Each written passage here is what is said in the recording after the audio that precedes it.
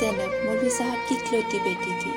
مولوی صاحب اس سے اپنی جان سے بھی زیادہ پیار کرتے تھے۔ زینب کی ضد سے تنگ آ کر مولوی صاحب نے گھر میں انٹرنیٹ لگوا لیا۔ زینب کی فیس بک پر حنان نامی لڑکے سے دوستی ہو گئی۔ حنان نے اس کو شادی کا فریب دے رکھا تھا۔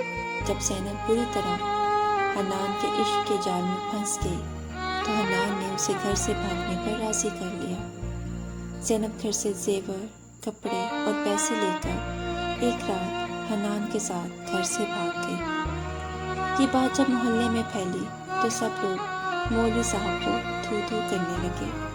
مولوی صاحب بیچارے زیادہ دن تک اس ذلت کو برداشت نہ کر پائے اور دنیا سے رخصت ہو گئے۔ زینب کی ماں اپنی آنکھوں سے اپنا گھر اجڑتے ہوئے دیکھ رہی تھی۔ وہاں کھڑے کھڑے زینب کی ماں گر گئی اور وہ بھی فوت ہو گئی۔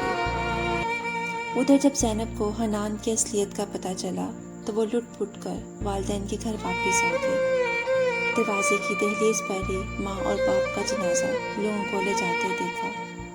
ماں باپ کا آخری دیدار بھی نصیب نہ ہوا۔ اس کا دل کٹ رہا تھا، مگر یہ سب اس کا اپنا کیا دھرا تھا۔ ماں باپ سے اپنے کیے کے گناہ کی معافی بھی نہ مانگ پائی، اور جس کے لیے سب کچھ چھوڑ کر وہ چلی گئی وہ بھی ہوس کا پجاری نکلا۔ زینب کی ہستی بستی دنیا اجڑ گئی، بس اب پچھتاوا دامن گیر ہے۔